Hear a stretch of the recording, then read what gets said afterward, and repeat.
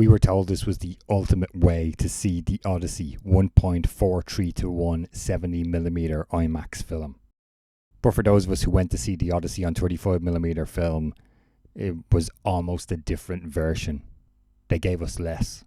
While the IMAX version towers over you, the 35mm actually cuts off a massive chunk of the original frame. Today I'm going to show you why the 2.39:1 Cinemascope aspect ratio actually fails this movie, and why it should have been 1.85:1 for the 35mm film prints being run all over the world. Christopher Nolan shot the Odyssey specifically for IMAX for 70mm IMAX film 1.43:1 aspect ratio. It's vertical, it's immersive, and it's meant to fill your entire field of vision. When you see it that way, you're seeing the full intent of the cinematography. But a lot of people didn't see the Odyssey in IMAX 70mm film. And for those of us who went to see the 35mm film prints, the image is cropped down to what's known as Cinemascope 2.39:1 aspect ratio.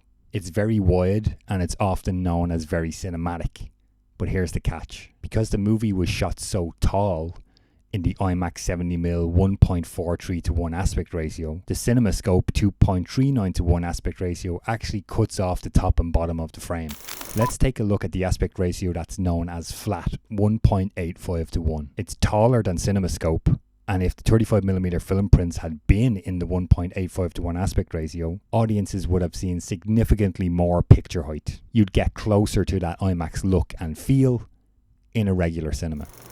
In a movie like The Odyssey, where the scale of the world is everything, losing that vertical space changes the feeling of the movie. 2.39:1 actually makes it feel a little claustrophobic, and the framing is a little bit odd at times, while 1.85:1 would have let the movie breathe a little bit. We've been trained to think that wider is better, and sometimes it is. The 35mm film prints deserved the 1.85:1 aspect ratio, but let's be honest, the likelihood of that happening was zero. Christopher Nolan is well known for his 35mm film prints being 2.39:1, and IMAX needs to protect their 1.43:1 aspect ratio.